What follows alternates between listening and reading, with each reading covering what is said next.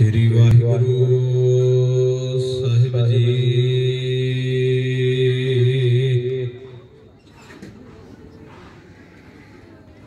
दंडोत बंदन अनेक बार, सर्ब कला समरथ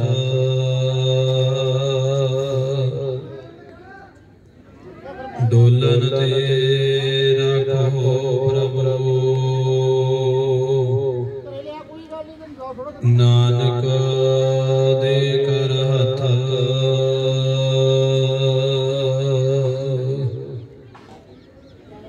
हो आया दूरों चल कर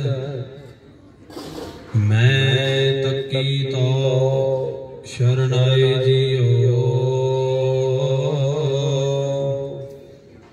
मैं आशा रखी चित में मेरा सबो दुख गवाए जियो। फिरत फिरत प्रभ आया परिया तो शरणाई। नानक की प्रभ बेनती अपनी भगति लाए। सगल द्वार को छाड़ गहे हो तुहारो द्वार। वाहे कहे की लाज आसा गोविंद दास तुम्हारा।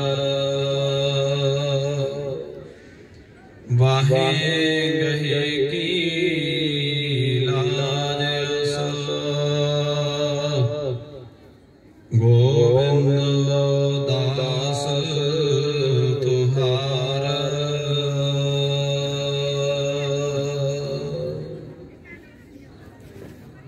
धन धन साहिब श्री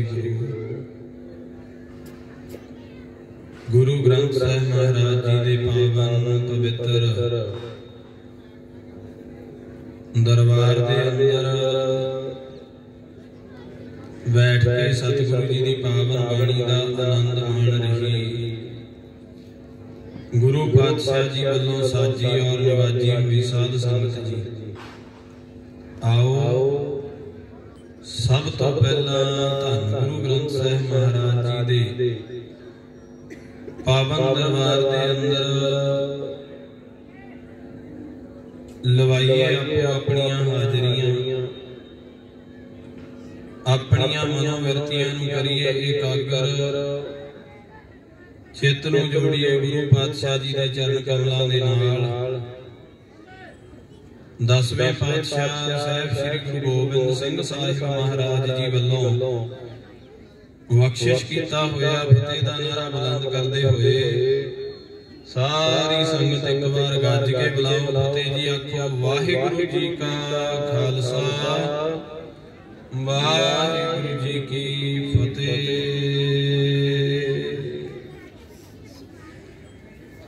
सतगुरु गुरु ग्रंथ साहिब महाराज जी दी पावन बाणी दी विचार दे मुताबक आपां रात्रि दे दीवाना दे विच सतगुरु जी की बाणी दे विचों बचन सांझे कीते सन। रात्रि दे दीवाना दे विच आपां धन गुरु ग्रंथ साहिब महाराज जी दे संपूर्ण इतिहास के बारे विचार की सी। क्योंकि जेकर 10 गुरु साहिबानां दा इतिहास है जिन्हां ने शरीर करके संसार दे विचों विचरना कीता, इसी तरह गुरता गद्दी ते सुभाए मान पातशाह चबर छत्र तख्त दे मालिक सब दुनिया दे सांझे रहबर ਧੰਨ ਗੁਰੂ ਗ੍ਰੰਥ ਸਾਹਿਬ ਮਹਾਰਾਜ ਜੀ ਦਾ ਵੀ ਇਤਿਹਾਸ ਹੈ। ਆਪਾਂ ਰਾਤ ਗੁਰੂ ਗ੍ਰੰਥ ਸਾਹਿਬ ਮਹਾਰਾਜ ਜੀ ਦੇ ਇਤਿਹਾਸ ਦੇ ਵਿੱਚੋਂ ਵਿਚਾਰ ਕੀਤੀ ਸੀ।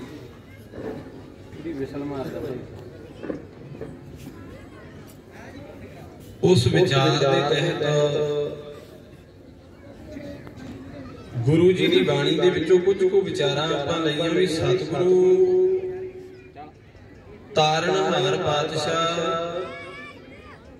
ਜਿਹੜਾ ਮਨੁੱਖ ਗੁਰੂ ਗ੍ਰੰਥ ਸਾਹਿਬ ਮਹਾਰਾਜ ਜੀ ਤੇ ਪੂਰਨ ਤੌਰ ਤੇ ਭਰੋਸਾ ਕਰਦਾ ਹੈ, ਵਿਸ਼ਵਾਸ ਰੱਖਦਾ ਹੈ, ਸਤਿਗੁਰਾਂ ਦੇ ਅੱਗੇ ਆਪਣਾ ਤਨ ਮਨ ਧਨ ਅਰਪਣ ਕਰਦਾ ਹੈ, ਉਸ ਮਨੁੱਖ ਦੇ ਛੋਟੇ ਤੋਂ ਛੋਟੇ ਵੱਡੇ ਤੋਂ ਵੱਡੇ ਕਾਰਜਾਂ ਦੇ ਵਿੱਚ ਗੁਰੂ ਗ੍ਰੰਥ ਸਾਹਿਬ ਮਹਾਰਾਜ ਆਪ ਸਹਾਈ ਹੁੰਦੇ ਹਨ। ਉਹਨਾਂ ਦੇ ਕਾਰਜਾਂ ਨੂੰ ਗੁਰੂ ਪਾਤਸ਼ਾਹ ਆਪ ਸਫਲ ਕਰਦਾ ਹੈ। ਫਿਰ ਜਿਸ ਦਾ ਮਨ ਗੁਰੂ ਗ੍ਰੰਥ ਸਾਹਿਬ ਮਹਾਰਾਜ ਜੀ ਦੇ ਨਾਲ ਜੁੜ ਜਾਵੇ, ਉਹ ਛੋਟੇ ਤੋਂ ਛੋਟੀ ਚੀਜ਼ ਵੀ ਸਤਿਗੁਰਾਂ ਦੇ ਕੋਲੋਂ ਮੰਗਦਾ ਹੈ। ਮੈਂ ਥੋੜੀ ਬੇਨਤੀ ਕਰਾਂ ਸੇਵਾਦਾਰ ਵੀਰਾਂ ਨੂੰ, ਪੰਡਾਲ ਦੇ ਅੰਦਰ ਆਪ ਜੀ ਦੀ ਸਾਰਿਆਂ ਦੀ ਆਵਾਜ਼ ਆ ਰਹੀ ਹੈ, ਭਾਈ ਕਿਰਪਾ ਕਰਕੇ ਸੇਵਾ ਕਰੋ, ਚੁੱਪ ਦਾ ਦਾਨ ਜ਼ਰੂਰ ਬਖਸ਼ੋ। ਜ਼ਿਆਦਾ ਆਵਾਜ਼ ਰੌਲਾ ਨਾ ਕਰਨ ਸੇਵਾਦਾਰ ਵੀਰ, ਕੰਮ ਕਰਦੇ ਰਹਿਣ ਪਰ ਉੱਚੀ ਆਵਾਜ਼ ਦੇ ਵਿੱਚ ਰੌਲਾ ਜ਼ਰੂਰ ਪਾਉਣਾ ਠੀਕ ਨਹੀਂ ਭਾਈ।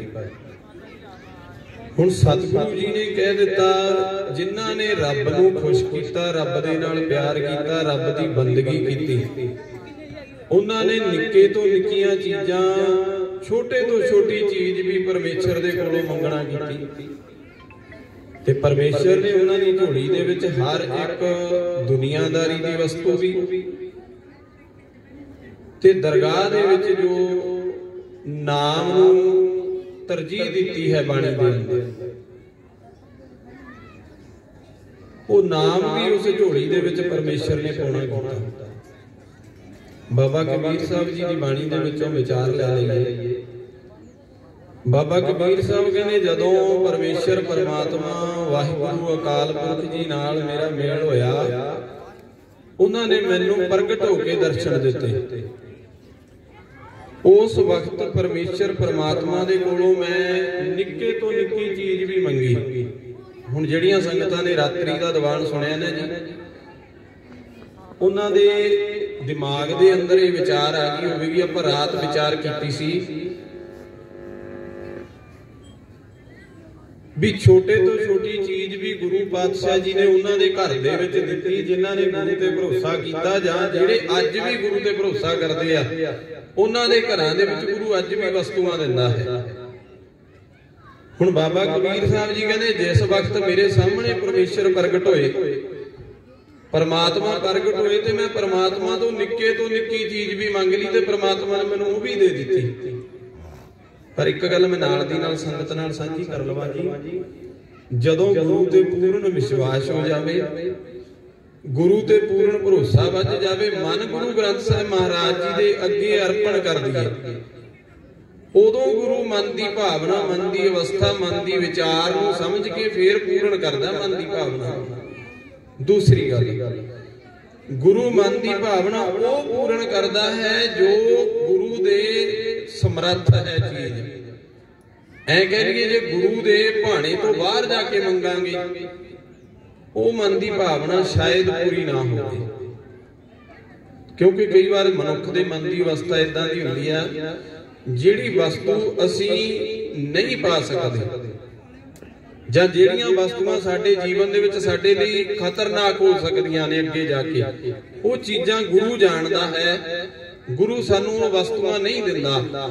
ਤੇ ਮਾਫ ਕਰੋ, ਮਨੁੱਖ ਦਾ ਇਦਾਂ ਦਾ ਸੁਭਾਅ ਹੈ, ਗੁਰੂ ਅਰਜਨ ਦੇਵ ਜੀ ਕਹਿੰਦੇ, ਜਦੋਂ ਮਨੁੱਖ ਇੱਕ ਚੀਜ਼ ਪਰਮੇਸ਼ਰ ਨਾ ਦੇਵੇ, ਉਦੋਂ ਮਨੁੱਖ ਗੁਰੂ ਨਾਲੋਂ ਟੁੱਟ ਜਾਂਦਾ ਹੈ, ਪਾਸੇ ਹੋ ਜਾਂਦਾ ਹੈ ਗੁਰੂ ਸਾਹਿਬ ਜੀ ਦੇ ਕੋਲ। ਮੈਂ ਪਰਸੋਂ ਰਾਤਰੀ ਦੇ ਦੀਵਾਨ 'ਚ ਵੀ ਇਹ ਵਚਨ ਕੀਤਾ ਸੀ ਗੁਰੂ ਸਾਹਿਬ ਜੀ ਦੀ ਸੁਖਮਨੀ ਸਾਹਿਬ ਜੀ ਦੀ ਬਾਣੀ ਦੇ ਵਿੱਚੋਂ। ਮਹਾਰਾਜ ਜੀ ਕਹਿੰਦੇ 10 ਵਸਤੂ ਲੈ ਪਾਛੈ ਭਾਵੈ, ਸੁਖਮਨੀ ਸਾਹਿਬ ਜੀ ਦੀ ਬਾਣੀ ਦੀ ਵਿਚਾਰ ਹੈ ਜੀ। दस वस्तु ले पाछै पावै, एक वस्त कारण खोट गवावै। एक भीना ने दास भी हिरले, तो मूड़ा कहो कहाँ करे। सतगुरु जी कहते जे 10 वस्तुआं गुरु दिंदा है, परमेश्वर दिंदा है, ते 11वीं वस्तु गुरु नूं पता है भी इहदे लई खतरनाक हो सकदी आ, इहदे जीवन दे विच इह वस्तु जे मैं इहनूं दे देवांगा इह बंदगी नालों टुट जावेगा, ते ओह वस्तु गुरु नहीं दिंदा, मन लो। ते गुरु अर्जुन देव जी कहते फिर मनुख की करदा है, वह 11वीं वस्तु नूं अगे रख के गुरु नूं टुट जांदा है, गुरु नूं छड्ड दिंदा भी तूं मैनूं क्यों नहीं दित्ती चीज, क्योंकि मैं तेथों रोज मंगदा सी। पर सतगुरां नूं गल्लां दा पता है, परमेश्वर नूं पता है इहदे लई इह वस्तु अगे जाके इहदे लई खतरनाक हो सकदी है। ते महाराज जी कहते जे 10 दित्तियां एक ना दित्ती उहदे लई तूं रब नूं छड्ड दित्ता। 10 वस्तु लई पाछै पावै, एक वस्त कारण विखोट गवावै। खोटा हो गया एक वस्तु दी चीज, एक चीज दे लई। ते महाराज कहते जे एक भीना देवे तैनूं जिहड़ी तूं मंगी, ते 10 पिछलियां भी खोले, हिर लैण दा मतलब हुंदा खो लेना। महाराज कहते एक भीना ने 10 भी हिर ले, जिहड़ियां मान लो 10 वस्तुआं सानूं पहिलां देतियां रब ने, जे वो भी खो लवे महाराज कहते मूड़िया तो मूड़ा, मूड़ा नाम हुंदा मूर्ख दा, मूर्ख नूं किहा जांदा बाणी दे अंदर। ते महाराज कहते मूर्खा जे गुरु तैथों 10 भी खोले फिर की कर लेगा गुरु दा, तो मूड़ा कहो कहां करे। इसे तरह महाराज जी कहते जे बंदगी करनी है, जे परमेश्वर नूं खुश करना है, जे परमात्मा दे नाल पूर्ण तौर ते जुड़ना है, तां फिर गुरु दे हर एक कीते कारज ते, हर एक कीते काम ते भाणा मन के तैनूं फुੱਲ चढ़ाउणे पैणे आ। ते कबीर साहब जी कहंदे मैं जदों परमेश्वर दी बंदगी दे विच लग गया ना, ते मैं इन्ना भरोसा किया उस परमात्मा ते, फिर मैं निक्कियां निक्कियां चीजां भी परमेश्वर नूं कहण लग पिया भी मेरे घर चा चीजां दे दे। ते कहंदे परमात्मा दिंदा रहा जी, गुरबाणी पढ़ो। सतगुरु कहंदे कबीर साहब दी रसना तो कहंदे दोए सेर मांगो चूना, दोए सेर मांगो चूना, चूना भाव आटा जी। भगत कबीर जी कहंदे मैं 2 सेर आटा भी वो रब तो मंगण लग गया भी मेरे घर च 2 सेर आटा दिहाड़ी दे विच लगदा है, वो भी तेरे तो मंगूंगा क्योंकि मैं बंदगी तेरी करदा। देखो गुरु उलांभा भी ओहदा चलदा है जी जेहड़े गुरु दे नाल पूर्ण तौर ते जुड़दे हैं। जे गुरु ते असीं शिकवे करी जाइए ते अंदरों असीं पूरे ना होइए। एक गल नूं नोट करियो, अंदरों पूर्ण होना पवेगा। जिन्ना चिर अंदरों तृप्त नहीं ना, अंदरों चिट्टे नहीं, अंदरों खुश नहीं, अंदरों रज्जे नहीं, उन्ना चिर गुरु कदे भी मन की भावना इच्छा नूं पूरी नहीं करता। अंदरों तृप्त, क्योंकि गुरु नानक जी ने की किया, गल्ली असीं चंगियां अचारी बुरियां। अचारी का मतलब की है, जिहड़ा साडा आचरण है दुनिया दे विच दी लंघना, आम लोकां नाल साडा जिहड़ा विचरना है वो किदां दा है, वो तां बुरा है। मन च तां मैल लैके तुरे फिरदे आ, जिन्हों महाराज जी ने कह दिता, कहंदे गल्ली असीं चंगियां अचारी बुरियां, मनो कशुद्धा कालियां। कशुद्धा हुंदियां जी करतूतां, पंजाबी भाषा दे विच करतूत कहा जांदा है, सतगुरां ने इत्थे कशुद्ध शब्द वरत लिया। महाराज जी कहंदे मनो कशुद्धा कालियां ते बाहर चिटबियां। जे असीं शरीर चिट्टा करके बाहरों नहा धो के चंगे चिट्टे कपड़े पा के कह दईए असीं तां भाई सच्चे आ, होर साडे वर्गा नहीं, पर गुरु ते जाणदा ना, परमेश्वर जानदा अंदर दी ओनू पछाण है, ओने पछाणना ही अंदरों है, वो बाहरों नहीं पछाणदा। धन गुरु अमरदास महाराज जी 12 साल सेवा करते रहना ते गुरु ने ओदे रंग रूप नूं नहीं देखिया। इन्नी निमरता दे नाल सेवा की गुरु अमरदास जी ने, जिदे अंदरों निर्मल हो गए गुरु अमरदास महाराज, ओदे गुरु अंगद देव जी ने उठा लिया। कहने अमरदास जी अज मेरे मन नूं अंदरों देखिया, तुहानू मैं मेरे मन नूं तसल्ली है, तुसी वो सफाई अंदर कर ली है जिहड़ी मैनूं लोड़ी नहीं सी। जिहड़ा घर मैं लभदा सी, जिस घर दे विच मैं आ जोत रख के जानी सी गुरु नानक वाली, अज वो घर तेरे अंदर है। कहण दा भाव तू अंदरों साफ है, निर्मल है, हुण मैं नानक दी जोत तेरे अंदर दे छड्डण लग्या। इसे तरह कबीर साहब कहने जदों मैं अंदरों गुरु परमेश्वर की रहमत कृपा दे नाल निर्मल हो गया ना, अंदरों साफ हो गया, रज गया, ते कबीर साहब जी कहने फिर मैं रब तो मंगिया दोए सिर मांगो चूना, आटा मंगिया 2 सिर, अगे कहने पाओ घीओ संग लूना। लूण लूना नाम लूण दा जी, घीओ घ्यो नूं कहा जांदा है। कबीर साहब कहने मैं फिर घ्यो ते लूण भी फिर रब तो ही मंगिया। फिर सतगुरु जी की बाणी दे विच महाराज की कहने, कहने पाओ घीओ संग लूना, अगे कहने अध सेर मांगो दाले। रसोई दियां सारियां चीजां मंगण लग पे कबीर साहब कहने मैं अद्धा सेर दाल मंग ली। एक गल नूं बेनती नूं मन्नियो संगत जी, साडे मंगण च बड़ा फर्क हुंदा है। असीं एक दिन च ही कहने भी रब सारा कुछ साडे घरे सुट देवे, मुड़ के लोड़ ही ना पवे। एक गल होर नोट करियो, इतिहास दे विचों लिखिया मिलदा है गुरु नानक जी दे कोल 37,500 किले दी अध जमीन मान लो, 37,500 एकड़ जमीन कितनी होगी, ओदा अध राय बुलार ने गुरु नानक जी दे नाम ही लवाया सी। इन्नी जमीन ननकाना साहब दी, ते उन्नी जमीन दा मालक हुंदियां भी अंदरों कहंदा है मैं नीवा है। साडे कोल तां थोड़ी जी वस्तु होवे ना, असीं तां कहंदे ने मेरे वर्गा दुनिया ते नहीं कोई होना। माफ करो, गुरु नानक जी दे घर च इन्नी वड्डी दात ओहदे कोल। ते 10वें पातशाह जी दा मैं इतिहास रात भी शायद साझा कीता सी। बाजां वाले सतगुरु कोल उन्हां समय ते 10 करोड़ तो वध पैसा, 350 साल पहलां दी गल करदा मैं, जदों गुरु गोबिंद सिंह महाराज जी 1708 च इस दुनिया दे विचों रुखसत होए आ, कह लईए सचखंड प्याना कीता बाजां वाले सतगुरां ने। उस टाइम ते बाजां वाले सतगुरु कोल 10 करोड़ तो वध पैसा सी, पर फिर भी अंदरों की सी, कहने मैं नीवा मेरा मुर्शद उच्चा। परमात्मा नूं उच्चा जानिया, बाणी नूं उच्चा समझिया, परमेश्वर नूं वड्डा गया, आपदे आप नूं नीवा जानिया जी। इसी तरह कबीर साहब कहने मैं जदों रब नूं खुश कर लिया, मैं रब तो निक्कियां निक्कियां चीजां मंगण लग पिया। की मंगिया? कहने पाओ घीओ संग लूना, घ्यो ते लूण भी रब तो लैण लग पिया। फिर अध सेर मांगो दाले, अद्धा सेर दाल रसोई दे विच पकाउण वास्ते ओ भी रब तो मंगी। फिर की कहने अध सेर मांगो दाले, मोको दोनों वक्त जवाले। हे परमेश्वर परमात्मा, दोनों वक्त जिउण वास्ते शरीर नूं प्रसादे दी लोड़ है, ओ 2 वक्त दा प्रसादा भी मैं तेरे तो मंगण लग्या। दोनों वक्त जीवाले, दोने वक्त जिउण वास्ते निक्कियां निक्कियां चीजां भी मैं तेरे तो लैणियां, होर दूजे तो नहीं लैणियां किसी तो। एडी वड्डी अवस्था गुरु नानक पातशाह जी दे प्यारे बाबा कबीर साहब जी दी। इसे तरह गुरबाणी दे विचों 5वें पातशाह गुरु अर्जुन देव महाराज जी दा शब्द लै लैंदे जी। इदां ही छोटियां छोटियां चीजां मंगदी है वो भी। गुरु अर्जुन देव महाराज जी कहने देखो भगतां दे जीवन नूं देख देख के धन्ने भगत दे अंदर प्यार उपजिया गुरु दे प्रति। छोटियां छोटियां चीजां धन्ने ने भी मंगियां परमेश्वर दे कोलों, ते रब ने देण लग्गिया कदे भी परमेश्वर दे प्यारियां नूं, आपदे प्यारियां नूं कदे ना नहीं कीती, भावें निक्की चीज है भावें वड्डी वस्तु है। सब चीजां दुनिया दीयां चीजां, देखो मैं बेनती तां लेके चलिया भी असीं दुनिया दीयां चीजां दी खातर रब नालों प्यार तोड़ लैंदे हां। देखो गुरु नानक जी कहंदे दुनिया नाल प्यार रख, उन्हां ने कदों कहा भी छड्ड दे दुनिया नूं? ਉਹ ਤਾਂ ਸਮੇਰ ਪਰਬਤ ਤੋਂ ਸਿੱਧਾ ਨੂੰ ਲਾ ਲਾ ਕੇ ਥੱਲੇ ਲੈ ਆਏ ਸੀ। ਕਹਿੰਦੇ ਕੀ ਕਰਦੇ ਹੋ ਇੱਥੇ? ਸਿੱਧ ਕਹਿੰਦੇ ਮਹਾਰਾਜ ਬੰਦਗੀ ਕਰਦੇ ਆ। ਗੁਰੂ ਨਾਨਕ ਜੀ ਕਹਿੰਦੇ ਕਿਉਂ? ਕਹਿੰਦੇ ਜੀ ਬਾਹਰ ਬੈਠ ਕੇ ਬੰਦਗੀ ਹੁੰਦੀ ਹੈ, ਘਰਾਂ ਪਰਿਵਾਰਾਂ 'ਚ ਬਹਿ ਕੇ ਬੰਦਗੀ ਨਹੀਂ ਹੁੰਦੀ। ਇਹ ਮਹਾਰਾਜ ਕਹਿੰਦੇ ਜਿਹੜੀ ਬੰਦਗੀ ਆਪਦੇ ਘਰ ਪਰਿਵਾਰ ਆਪਦੇ ਬੱਚਿਆਂ 'ਚ ਰਹਿ ਕੇ ਹੁੰਦੀ ਆ, ਉਹ ਕਦੇ ਸਮੇਰ ਪਰਬਤਾਂ ਤੇ ਬਹਿ ਕੇ ਜੰਗਲਾਂ 'ਚ ਬਹਿ ਕੇ ਨਹੀਂ ਹੁੰਦੀ। ਬਾਣੀ ਦਾ ਬਚਨ ਲੈ ਲੈਂਦੇ ਆ। ਮਹਾਰਾਜ ਜੀ ਕੀ ਕਹਿੰਦੇ? ਕਾਹੇ ਰੇ बण खोजन जाई सर्व निवासी सदा लेपा तू ही संग समाई।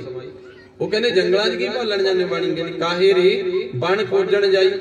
बण हुंदा जंगल, जंगल च की खोजन गया होया? रब नूं भालण वास्ते। उन्हां समयां दी चलदियां सी सारियां प्रक्रियावां जी। गुरु नानक जी वेले लोग जंगलां च जाके रब भालदे सी भी उत्थे बह के एकांत वास होके रब दा नाम लवांगे तां रब मिल जू।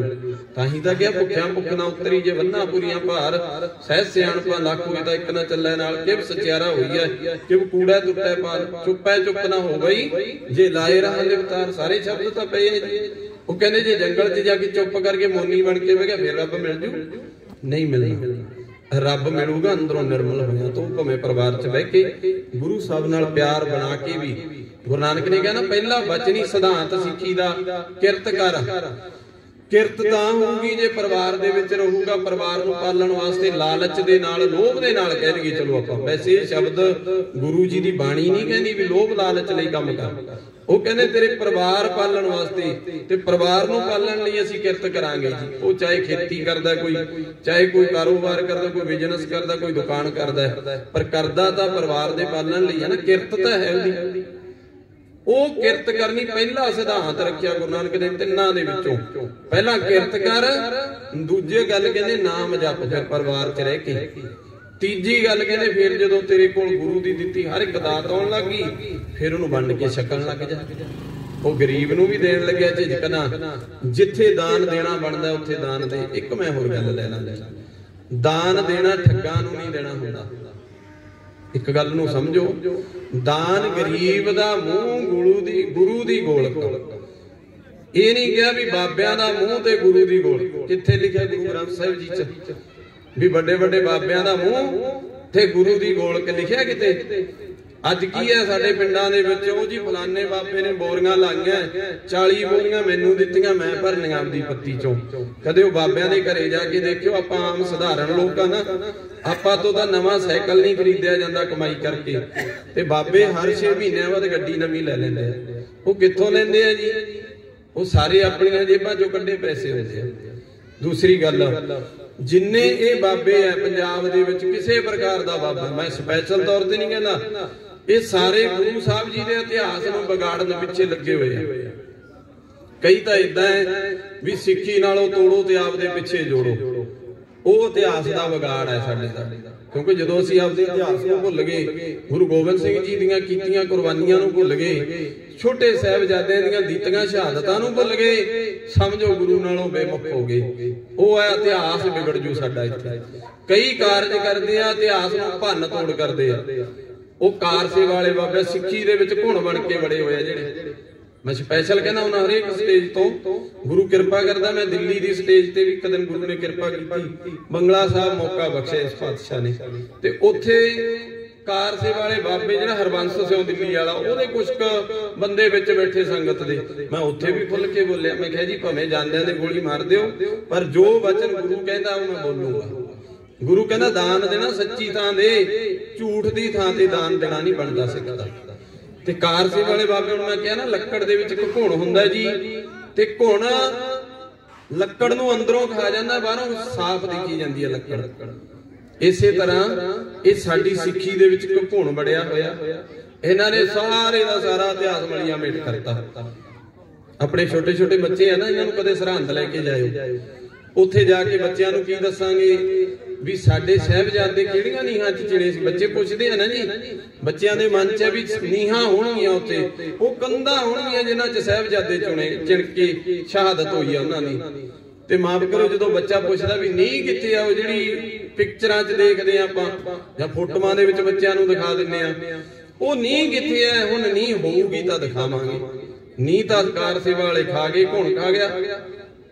ਹੋਰ ਗੁਰੂ ਸਾਹਿਬ ਦਾ ਅਨੇਕਾਂ ਥਾਂ ਤੇ ਇਤਿਹਾਸ ਹੈ। ਬਾਜਾਂ ਵਾਲੇ ਸਤਿਗੁਰੂ ਜੀ ਆ ਦਮਦਮਾ ਸਾਹਿਬ ਦੀ ਧਰਤੀ ਦੇ ਥੜੇ ਤੇ ਬੈਠੇ ਸੀ। ਅੱਜ ਥੜਾ ਕਿੱਥੇ ਦਿਖਦਾ ਦਮਦਮਾ ਸਾਹਿਬ 'ਚ? ਕਿਤੇ ਦਿਖਦਾ ਪੁਰਾਤਨ ਥੜਾ? ਸਾਂਭਣ ਦੀ ਚੀਜ਼ ਲੋੜ ਸੀ ਸਾਨੂੰ ਉਹ ਚੀਜ਼ਾਂ। ਅਸੀਂ ਆਪਦੀ ਆਉਣ ਵਾਲੀ ਪੀੜ੍ਹੀ ਨੂੰ, ਆਪਦੀ ਵੰਸ਼ ਨੂੰ ਗਰਵ ਦੇ ਨਾਲ ਕਹਿੰਦੇ, ਆਪਦੇ ਹੰਕਾਰ ਪੂਰੇ ਮਨ ਦੇ ਨਾਲ ਵੀ ਆਹ ਸਾਡੇ ਗੁਰੂ ਦੀਆਂ ਦਿੱਤੀਆਂ ਦਾਤਾਂ ਸਾਨੂੰ। ਤੇ ਮਾਫ ਕਰਿਓ, ਅੱਜ ਅਸੀਂ ਉਹ ਗਵਾ ਰਹੇ ਹਾਂ ਜੀ। ਉਹ ਕੌਣ ਗਵਾਉਂਦਾ? ਅਸੀਂ ਗਵਾਉਂਦੇ ਹਾਂ। ਟੋਕਰਾ ਧਰਿਆ ਹੁੰਦਾ ਨਾ, ਟੋਕਰਾ, ਉਹ ਬੋਲੀ ਜਾਂਦੇ ਹੁੰਦੇ, ਲਓ ਜੀ ਇੱਥੇ ਦਾਨ ਦਿਓ, ਦਾਨ ਦਿਓ। ਕਿਉਂ ਦਈਏ ਜੀ? ਤੁਸੀਂ ਤਾਂ ਸਾਡੇ ਗੁਰੂ ਦਾ ਜਿਹੜਾ ਕੋਈ ਘੋੜਾ ਰਹਿ ਗਿਆ ਉਹ ਵੀ ਪੱਟ ਕੇ ਸੁੱਟਣਾ ਹੈ, ਤੇ ਅਸੀਂ ਕਿਉਂ ਦਈਏ ਤੁਹਾਡੇ ਲਈ? ਇਦਾਂ ਨਹੀਂ। ਗੁਰੂ ਸਾਹਿਬ ਕਹਿੰਦੇ ਜੇ ਦਾਨ ਦੇਣਾ ਹੈ, ਗਰੀਬ ਦਾ ਮੂੰਹ ਤੇ ਗੁਰੂ ਦੀ ਗੋਲਕ। ਉੱਥੇ ਦੇਖ ਤੇਰਾ ਦਾਨ ਪਿੰਡ ਦੇ ਵਿੱਚ ਕਿੱਥੇ ਲਾਉਣਾ ਬਣਦਾ ਹੈ। ਕਿਸੇ ਗਰੀਬ ਤੋਂ ਆਪਦੀ ਧੀ ਵਰਨਾ ਉੱਠਦੀ ਹੋਵੇ, ਵਿਆਹੀ ਨਾ ਜਾਂਦੀ ਹੋਵੇ, ਉਹਦੇ ਲਈ 500 200 1000 ਜਿੰਨੀ ਤੇਰੀ ਸਮਰੱਥਾ ਹੈ ਉਹਦੀ ਧੀ ਦੇ ਵਿਆਹ ਤੇ ਲਾ ਦੇ, ਤੇਰਾ ਸਫਲ ਹੈ। ਗਰੀਬ ਦੇ ਘਰੇ ਪਿੰਡ ਦੇ ਵਿੱਚ ਆਪਾਂ ਨੂੰ ਪਤਾ ਹੁੰਦਾ ਤੇ ਰੋਟੀ ਨਹੀਂ ਪੱਕਦੀ, ਇਹ ਬੇਸਹਾਰਾ ਹੈ, ਇਹਦਾ ਕੋਈ ਸਹਾਰਾ ਨਹੀਂ ਹੈਗਾ। ਉਹਦੇ ਘਰ ਦੇ ਵਿੱਚ ਜਾ ਕੇ ਰੋਟੀ ਦੇ ਦੇ ਉਹਨੂੰ, ਉਹ ਤੇਰਾ ਦਿੱਤਾ ਸਫਲ ਹੈ। ਬਾਹਰ ਕੇ ਕੋਈ ਮੰਗਣ ਆ ਜਾਵੇ, ਮੇਰੇ ਵਰਗਾ ਮੰਗਤੇ ਨੂੰ ਤਾਂ ਕਹਿ ਦਿੰਦਾ ਚੱਲ ਤੁਰਦਾ ਲੱਗ, इदां ही है ना जी अवस्था। मैं भी आप जी दे विचों ही हाँ। आपां कहंदे आ गाहां चल ते माफ करो, ऐ नहीं पता उत्थे गुरु नानक किहड़े रूप च आके खड़ा होंदा। मैं नहीं कहंदा भी ओहदी जेब च पैसे पा दिओ, ओनू रोटी कहो भी रोटी खा भाई, ढिड भर, चाह पानी दी लोड़ है, साडे घर चों दुੱਧ पानी छक के जाई, असीं तेरी सेवा करनी चाहुंदे हां। ਉਹ ਗੁਰੂ ਨਾਨਕ ਜੀ ਕਹਿੰਦੇ ਉਹ ਤੇਰਾ ਕੀਤਾ ਕਾਰਜ ਉਹ ਸਫਲਾ ਹੈ, ਉਹ ਤੇਰੀ ਸੇਵਾ ਸਫਲ ਹੈ। ਤੇ ਕਬੀਰ ਸਾਹਿਬ ਜੀ ਕਹਿੰਦੇ ਫਿਰ ਜਦੋਂ ਮੇਰੀ ਇਦਾਂ ਦੀ ਅਵਸਥਾ ਬਣ ਗਈ ਨਾ, ਜੀਵਨ ਇਦਾਂ ਦਾ ਹੋ ਗਿਆ, ਤੇ ਫਿਰ ਪਰਮੇਸ਼ਰ ਨੂੰ ਮੈਂ ਸਵਾਲ ਕਰਨ ਲੱਗ ਪਿਆ। ਮੈਂ ਪਰਮੇਸ਼ਰ ਨੂੰ ਕਹਿਣ ਲੱਗ ਪਿਆ ਮੈਨੂੰ ਆਹ ਚੀਜ਼ਾਂ ਦੀ ਲੋੜ ਹੈ ਤੇ ਮੈਨੂੰ ਰੱਬ ਦਿੰਦਾ ਰਿਹਾ। ਕਹਿੰਦੇ ਫਿਰ ਮੈਂ ਅੱਧ ਸਿਰ ਮੰਗੋ ਦਾਲੇ ਮੋਕੋ ਦੋਨੋਂ ਵਕਤ ਜਵਾਲੇ, ਦੋਨੇ ਵਕਤ ਜਿਉਣ ਵਾਸਤੇ ਅੱਧਾ ਕਿਲੋ ਦਾਲ ਵੀ ਰੱਬ ਦਿੰਦਾ ਰਿਹਾ। इसी तरह गुरु अर्जुन देव महाराज जी का वचन लै लैने जी बाणी दे अंदर। सतगुरु गुरु अर्जुन देव महाराज जी कहने धन्ना भगत सेवा दे विच किवें जुड़िया गुरु दी सेवा च। धन्ने ने पहला आप दे नालों पहला होए वे भगतां दा जीवन पढ़ के देखिया। किहदा किहदा गुरु अर्जुन देव महाराज जी कहने पातशाह जी कहने गोविंद गोविंद गोविंद संग नाम दियो मन लीना, आड़ दाम को शिपरो होयो लाखीना। कहने पहला धन्ने भगत ने नामदेव शिंबे दा जीवन पढ़ के देखिया। आड़ दाम को शिपरो, शिपरो नाम है शिंबा जाति। देखो गुरु साहिबा ने या भगत साहिबा ने जात पात कोई नहीं वरती गुरु ग्रंथ साहिब जी दे विच। स्पष्ट तौर ते कहता जिहड़ा शिंबा सी तां शिंबा ही है, जिहड़ा रविदास चमार सी तां चमार ही है। उन्हां ने आपदे नाल जातां पातां जोड़ियां नहीं जी। ये तां अज साडे अंदर है जी, मैं फलाना सिओ, मेरी जात दा नां किवें लेता जी, मैनू किवें कहता तुसीं। पर सतगुरु नहीं कहंदे ये गल्लां। हुण गुरु अर्जुन देव महाराज जी कहने पहला धन्ने भगत ने उस प्यारे भगत दा जीवन पढ़ के देखिया नामदेव जी दा भी इहदे जीवन दे विच कमाया की ते किवें कमाया। ते दूजी गल मैं कर लवां, धन्ने दा जिहड़ा आप दी अवस्था सी ना संगत जी, आप दा जीवन सी सादे रूप दे विच सी, बिल्कुल जमीनां जायदादां दा मालक होण दे मुताबिक भी सादा जीवन जिउंदा सी धन्ना। ते फिर भी कहते जो जानिया ना पहला, अज मैं उस प्यारे का जन्म दिहाड़ा है जी जिहदा मैं नाम लिया भगत नामदेव जी का, अज उन्हां दा जन्म दिहाड़ा है। ते कहते उन्हां दे बारे जानना चाहया धन्ने ने। ते गुरु अर्जुन देव जी कहते फिर जानिया भी किवें, कहते गोविंद गोविंद गोविंद नाम दियो, गोविंद गोविंद गोविंद संग नाम दियो मन लीना, आड़ दाम को शिपरो होयो लखीना। अद्धी कौडी दा शिंबा जी नूं लोक कहंदे सी, आड़ दाम को अद्धी कौडी लोग कह के बुलाते सी नामदेव नूं कि अद्धी कौडी दा शिंबा है। तां इहनूं की पता है। ते कहंदे जदों होया लखां दा ना परमात्मा दीयां नज़रां दे विच, क्योंकि परमात्मा नूं पा लिया। हुण नामदेव जी दा जीवन मैं थोड़ा जिहा साझा कर लवां खुल के। नामदेव जी कहंदे अज जदों तुसीं जाओगे ना हजूर साहब जांदियां संगतां, उत्थों थोड़ा जिहा अगे 30-40 किलोमीटर शायद अगे है, उत्थे एक नामदेव जी के नां ते मंदिर बनया हुआ। वैसे वो मंदिर 5000 साल पुराना शिव जी के नां ते मंदिर है, भगवान शिव जी का मंदिर है। वो मंदिर की जो तुसीं बनतर देखोगे ना, वो कोई नींह पत्थर नहीं हैगा जी, थल्ले न्यों नहीं हैगी, ओदी जड़ नहीं हैगी, वो पहाड़ ही घड़ के मंदिर बनाया हुआ। ते कलाकृति किड्डी तकड़ी, ओदे ते निक्कियां निक्कियां मूर्तां भी बनाईयां होईयां, इन्नी कलाकृति तकड़ी की हुई। 5000 साल पुराना मंदिर है। ते नामदेव जी उस नगर दे विच रहिंदे सी, क्योंकि नरसी बामणी उन्हां दा असली नगर सी, वो नेड़े ही सी उन्हां दे। ते नरसी बामणी तो नामदेव जी जाया करदे उत्थे भगती करन, वो रब दे प्यारे दे मंदिर च बह के परमात्मा नूं याद करन। एक गल मैं होर कर लवां, जिन्ने भी भगत साहब होए मूर्ति पूजक नहीं होए जी। इत्थे कोई गलत ना सोचियो भी शिव जी दे मंदिर च शिव जी दी मूर्ति पूजण जांदा सी, नहीं। वो जाते सी परमात्मा नूं एक जगह ते बह के याद करने वास्ते, भी चलो उत्थे ओहदा नाम ते मंदिर है, वो परमेश्वर दा घर है, आपां उत्थे याद करांगे ना। ते जदों जांदा ते नामदेव जी कुछ दिन तां बैठ के कहंदे रब दा नाम जपदे रहे उस मंदिर च। ते कुछ क दिनां बाद नामदेव नूं पुछ लिया, कहंदे भी तू कौन है? कहंदा जी मैं तां नामदेव शिंबा, नामा कह दिंदे वैसे मैं, क्योंकि बाणी दे विच मिलदा ना, गुरु साहब जी ने कहा, भगत नामदेव जी ने गल्लां लिखियां जिहड़ियां रब ने उन्हां नूं दर्शन दे के गल्लां कीतीआं। 72 वार दर्शन होए जी इन्हां नूं, परमात्मा दे दर्शन 72 वार होए भगत नामदेव जी नूं। तां ही इन्हां नूं श्रोमणी भगत कह जांदा सारे भगतां चों।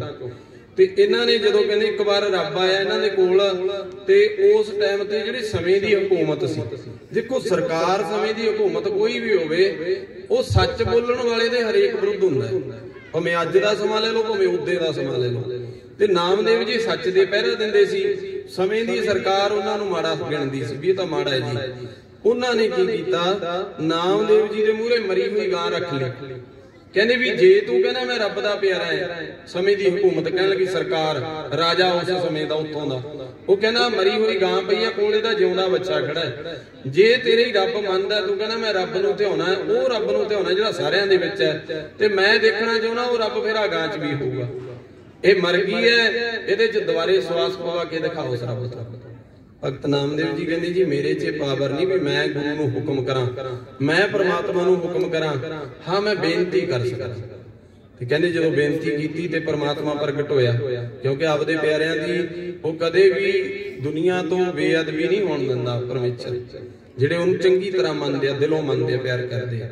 ਤੇ ਕਹਿੰਦੇ ਫਿਰ ਉੱਥੇ ਪ੍ਰਮਾਤਮਾ ਪ੍ਰਗਟ ਹੋ ਕੇ ਕਹਿੰਦੇ ਗੁੱਸਾ ਆਇਆ ਪ੍ਰਮਾਤਮਾ ਨੂੰ ਵੀ ਮੇਰੇ ਪਿਆਰੇ ਨਾਲ ਇਦਾਂ ਨਾ ਕਰ ਰਹੇ ਆ ਇਹ। ਉਹ ਕਹਿੰਦੇ ਐਂ ਕਰ ਨਾਮਦੇਵ ਮੈਨੂੰ ਹੁਕਮ ਦੇ ਤੇ ਮੈਂ ਹੁਣੀ ਸਾਰਾ ਕੁਝ ਵਰਤਾ ਕੇ ਦਿਖਾਵਾਂ। ਬਾਣੀ ਚੋਂ ਮਿਲਦੀਆਂ ਗੱਲਾਂ। ਕਹਿੰਦੇ ਭਗਤ ਨਾਮਦੇਵ ਜੀ ਨੂੰ ਕਹਿਣ ਲੱਗੇ ਪਰਮੇਸ਼ਰ ਪ੍ਰਮਾਤਮਾ ਕਹਿ ਹੈ ਤਾਂ ਧਰਨੇ ਗੋਡੀ ਕਰੋ, ਜੇ ਤੂੰ ਨਾਮਦੇਵ ਮੈਨੂੰ ਇੱਕ ਵਾਰ ਹੁਕਮ ਕਰੇ ਮੈਂ ਧਰਤੀ ਨੂੰ ਮੋਢੀ ਕਰ ਦਿਆਂ।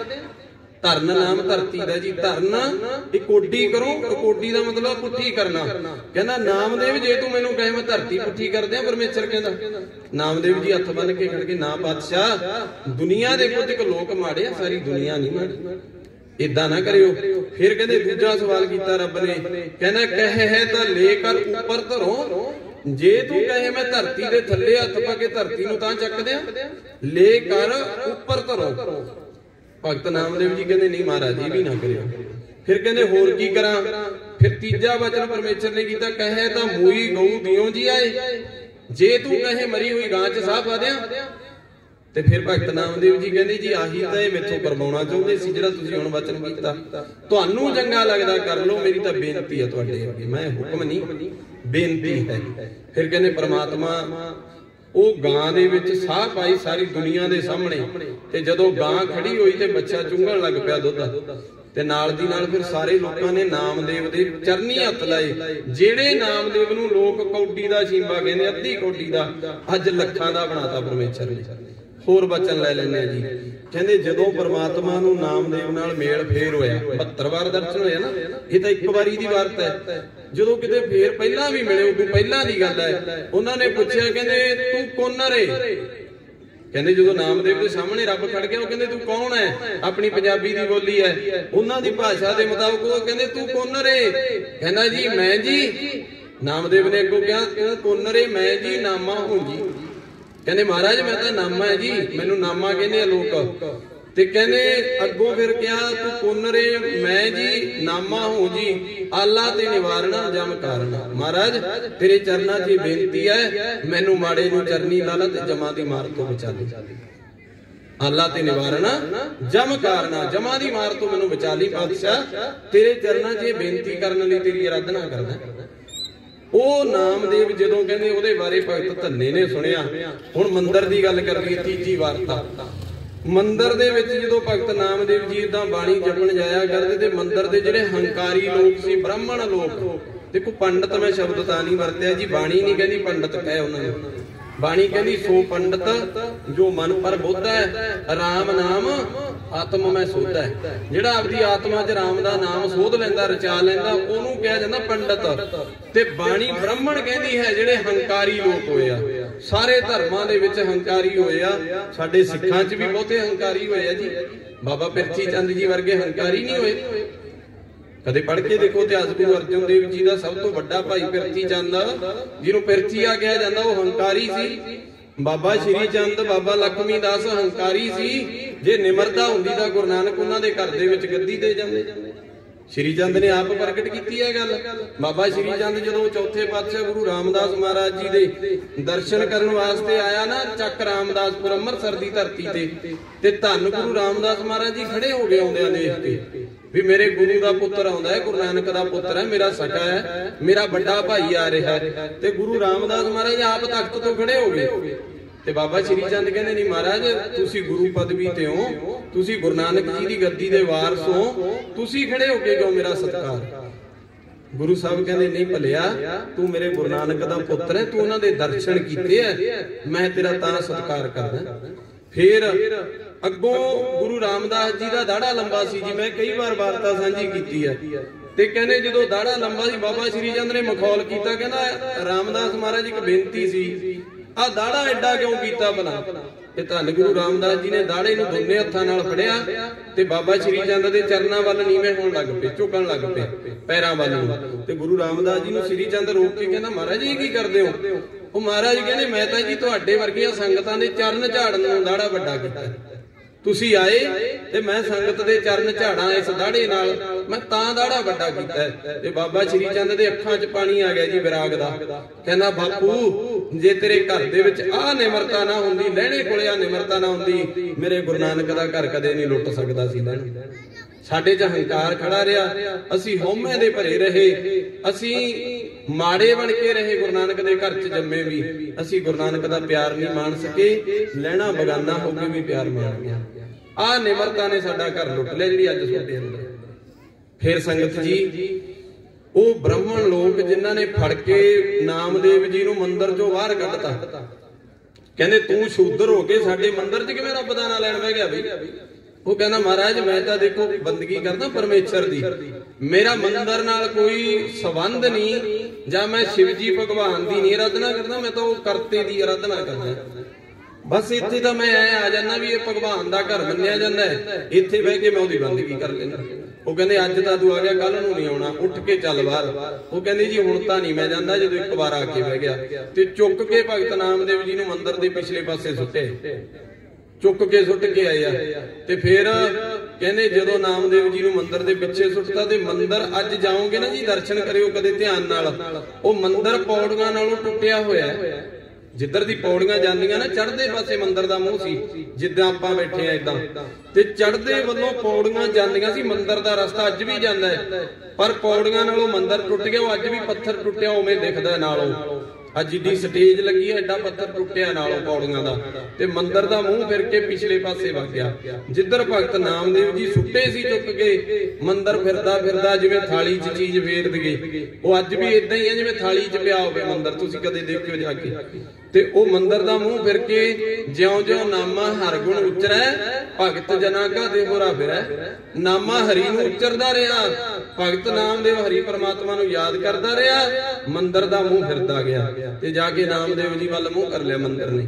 ਉਹ ਲੋਕ ਦੇਖ ਕੇ ਹੈਰਾਨ ਵੀ ਇਹ ਕੀ ਹੋਇਆ। ਫਿਰ ਭਗਤ ਨਾਮਦੇਵ ਜੀ ਦੇ ਚਰਨੀ ਲੱਗੇ ਤੇ ਉਹਨਾਂ ਤੋਂ ਮਾਫੀ ਮੰਗੀ। ਹੇ ਭਗਤ ਨਾਮਦੇਵ ਜੀ, ਤੁਸੀਂ ਰੱਬ ਦੇ ਪਿਆਰ ਵਾਲੇ ਹੋ, ਪਰਮੇਸ਼ਰ ਤੁਹਾਡੇ ਭਾਣੇ ਦੇ ਵਿੱਚ ਹੈ, ਤੁਸੀਂ ਪਰਮੇਸ਼ਰ ਦੇ ਭਾਣੇ ਚੋਂ ਆ ਮੰਦਿਰ ਦਾ ਮੂੰਹ ਫੇਰ ਦਿਓ।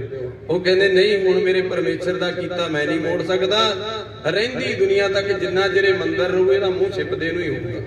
ਆਪਾਂ ਦੇਖਿਓ ਤੁਸੀਂ ਕਦੇ ਮੰਦਿਰਾਂ ਦੇ ਮੂੰਹ ਜਿੰਨੇ ਵੀ ਬਣੇ ਆ ਹਿੰਦੁਸਤਾਨ ਦੇ ਅੰਦਰ, ਭਾਰਤ ਦੇ ਅੰਦਰ, ਚੜ੍ਹਦੇ ਵੱਲ ਮੂੰਹ ਹੈ ਜੀ, ਲਹਿੰਦੇ ਵੱਲ ਕਿਸੇ ਮੰਦਿਰ ਦਾ ਮੂੰਹ ਨਹੀਂ ਮਿਲਦਾ ਤੁਹਾਨੂੰ।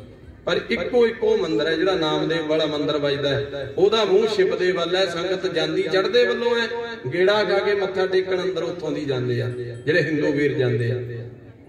ਇਸੇ ਤਰ੍ਹਾਂ ਜਦੋਂ ਨਾਮਦੇਵ ਜੀ ਦੀ ਮਹਿਮਾ ਗੁਰੂ ਅਰਜਨ ਦੇਵ ਜੀ ਕਹਿੰਦੇ ਸੁਣੀ ਨਾ ਧੰਨੇ ਨੇ, ਧੰਨਾ ਕਹਿੰਦਾ ਭਲਿਆ ਨਾਮਦੇਵ ਸ਼ੀਂਬਾ ਜੇ ਪਾ ਸਕਦਾ ਰੱਬ ਨੂੰ, ਤੇ ਤੂੰ ਕਿਉਂ ਨਹੀਂ ਪਾ ਸਕਦਾ। ਮਨ 'ਚ ਵਿਸ਼ਵਾਸ ਉੱਠ ਗਿਆ। ਕਹਿੰਦੇ ਫਿਰ ਗੋਬਿੰਦ ਗੋਬਿੰਦ ਸੰਗ ਨਾਮ ਦਿਓ ਮਨ ਲੀਣਾ, ਆੜ ਦਾਨ ਕੋਸ਼ੀ ਪਰੋ ਹੋਇਓ ਲਖੀਣਾ। ਲੱਖਾਂ ਦਾ ਬਣ ਗਿਆ ਗੋਡੀ ਦਾ ਸ਼ੀਂਬਾ ਇੱਕ ਦਾ। ਫਿਰ ਕਹਿੰਦੇ ਕਬੀਰ ਜੀ ਬਾਰੇ ਜਾਣਨਾ ਚਾਹਿਆ ਭਗਤ ਨੇ। ਏਦਾਂ ਹੀ ਨਹੀਂ ਜਾ ਕੇ ਧੰਨੇ ਨੇ ਵੀ ਗਾਂ ਖਰੀਦ ਲਈ ਜੀ, ਆਪਾਂ ਤਾਂ ਸੁਣਦੇ ਆ ਨਾ ਵੀ ਗਾਂ ਦੇ ਆਇਆ ਜੀ, ਇੱਕ ਪੱਥਰ ਦਾ ਟੁਕੜਾ ਖਰੀਦ ਲਿਆ ਧੰਨਾ। ਤੇ ਇਦਾਂ ਨਹੀਂ ਸੀ, ਫਿਰ ਕਬੀਰ ਜੀ ਬਾਰੇ ਜਾਣਨਾ ਕੀਤਾ। ਕਹਿੰਦਾ ਵੀ ਅਗਲੇ ਭਗਤ ਦਾ ਵੀ ਸੁਣੀਏ। ਫਿਰ ਕਹਿੰਦੇ ਬੁਣਨਾ ਤਨਣਾ ਤਿਆਗ ਕੇ ਗੁਰੂ ਅਰਜਨ ਦੇਵ ਜੀ ਕਹਿੰਦੇ ਫਿਰ ਬੁਣਨਾ ਤਨਣਾ ਛੱਡਤਾ, ਕਿਉਂਕਿ ਜਲਾਹਿਆਂ ਦਾ ਪੁੱਤ ਸੀ, ਖੱਡੀ ਦਾ ਕੰਮ ਕਰਦਾ ਸੀ, ਬਨਾਰਸ ਦੇ ਵਿੱਚ ਰਹਿੰਦਾ। ਖੇਸ ਬੁਣਿਆ ਤਾਣੀ ਬੁਣੀ ਜੀ, ਉਹ ਲੋਕਾਂ ਦੇ ਘਰੋਂ ਘਰੀ ਜਾ ਕੇ ਬਾਜ਼ਾਰ 'ਚ ਵੇਚਦੀ, ਉਹਦੇ ਨਾਲ ਪਰਿਵਾਰ ਪਾਲਦਾ ਸੀ। ਇਹ ਕੀਤਾ ਸੀ ਪਿਤਾ ਪੁਰਖੀ। ਫਿਰ ਕਹਿੰਦੇ ਬੁਣਨਾ ਤਨਣਾ ਤਿਆਗ ਕੇ ਛੱਡਤਾ ਕਬੀਰ ਜੀ ਨੇ ਇਹ ਕੰਮ। ਕਿਹੜਾ ਤਾਣਾ ਬਾਣਾ ਪਾ ਲਿਆ? ਮਨ ਦੇ ਨਾਲ ਪਰਮਾਤਮਾ ਦੇ ਨਾਮ ਦਾ ਤਾਣਾ ਬਾਣਾ ਪਾ ਲਿਆ। ਬੰਦਗੀ ਦਾ ਤਾਣਾ ਬਾਣਾ ਪਰਮੇਸ਼ਰ ਨਾਲ, ਆ ਦੁਨਿਆਵੀ ਤਾਣਾ ਬਾਣਾ ਤਿਆਗ ਦਿੱਤਾ। ਕਹਿੰਦਾ ਹੁਣ ਬਹੁਤ ਕਮਾਈ ਕਰ ਲਈ, ਹੁਣ ਰੱਬ ਦੇ ਨਾਮ ਦੀ ਕਮਾਈ ਕਰਨੀ ਆ। ਪਰਿਵਾਰ ਪਾਲ ਲਿਆ, ਬੱਚੇ ਪਾਲ ਲਏ, ਹੁਣ ਬੱਚਿਆਂ ਲਈ ਨਹੀਂ ਜਿਉਣਾ, ਹੁਣ ਆਪਦੇ ਲਈ ਜਿਉਣਾ ਪਰਮੇਸ਼ਰ ਦੇ ਨੇੜੇ ਹੋ ਕੇ। ਫਿਰ ਕਹਿੰਦੇ ਬੋਲਣਾ ਤਾਨਣਾ ਤਿਆਗ ਕੇ ਪ੍ਰੀਤ ਚਰਨ ਕਬੀਰਾ, ਨੀਚ ਕੁੱਲਾ ਜੁਲਾਹਰਾ ਭਇਓ ਗੁਣੀ ਗਹੀਰਾ। ਨੀਚ ਕੁਲ ਦੇ ਵਿੱਚ ਮੰਨਿਆ ਜਾਂਦਾ ਜੁਲਾਹਿਆਂ ਦਾ ਪੁੱਤ, ਉਹ ਕਹਿੰਦੇ ਗੁਣੀ ਗਹੀਰਾ ਹੋ ਗਿਆ, ਬੜੇ ਗੁਣਾਂ ਦਾ ਖਜ਼ਾਨਾ ਬਣ ਗਿਆ। ਉਹ ਵੀ ਕਿਉਂ ਬਣਿਆ, ਥੋੜਾ ਜਿਹਾ ਇਹਨਾਂ ਦੇ ਜੀਵਨ ਚੋਂ ਵੀ ਲੈ ਲੈ।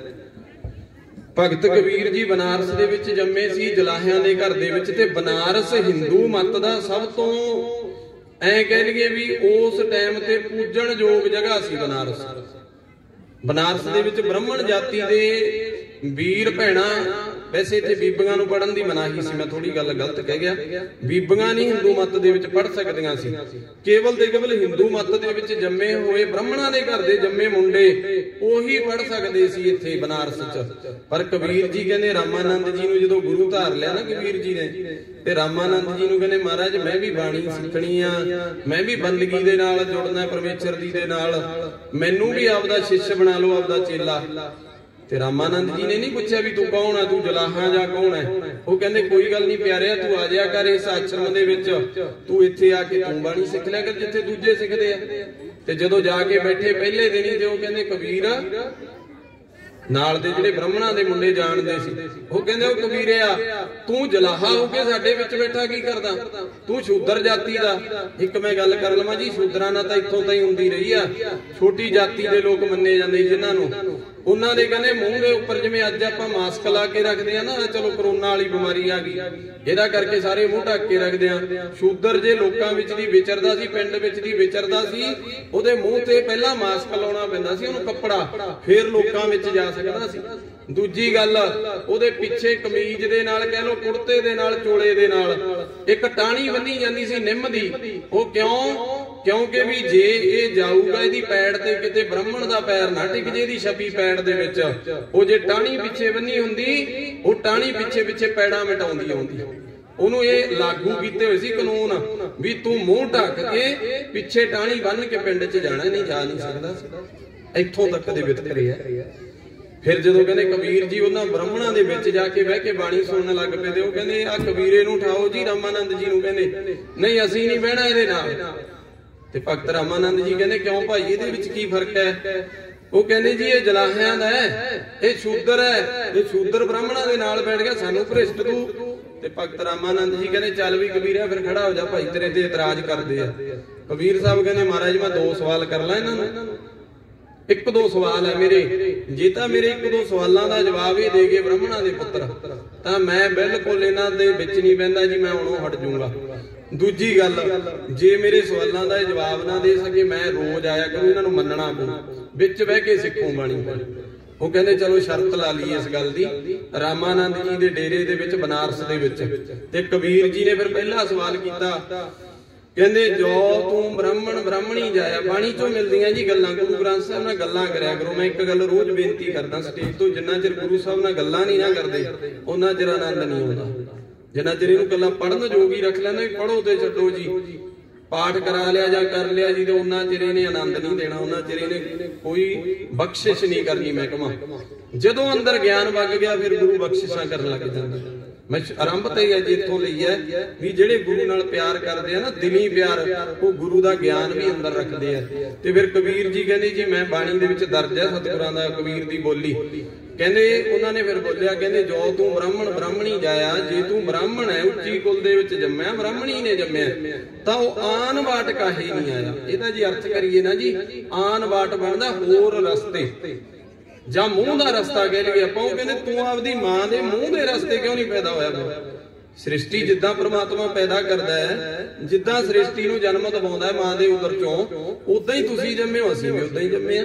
ਫਿਰ ਫਰਕ ਕਿੱਥੇ ਰਹਿ ਗਿਆ? ਦੂਸਰੀ ਗੱਲ ਉਹਨਾਂ ਨੇ ਕਹਿੰਦੇ ਜੀ ਪਹਿਲਾ ਸਵਾਲ ਪੁੱਛੋ ਇਹਨਾਂ ਨੂੰ। ਰਾਮਾਨੰਦ ਜੀ ਕਹਿੰਦੇ ਦੱਸੋ ਬਈ ਤੁਸੀਂ ਆਨ ਬਾਟ ਕਾਹੀ ਨਹੀਂ ਆਏ? ਫਿਰ ਉਹ ਕਹਿੰਦੇ ਜੀ ਇਹਦਾ ਤਾਂ ਕੋਈ ਸਵਾਲ ਦਾ ਜਵਾਬ ਨਹੀਂ। ਕਬੀਰ ਸਾਹਿਬ ਕਹਿੰਦੇ ਦੂਜਾ ਸਵਾਲ ਕਰਾਂ ਜੀ? ਉਹ ਕਹਿੰਦੇ ਕਰੋ।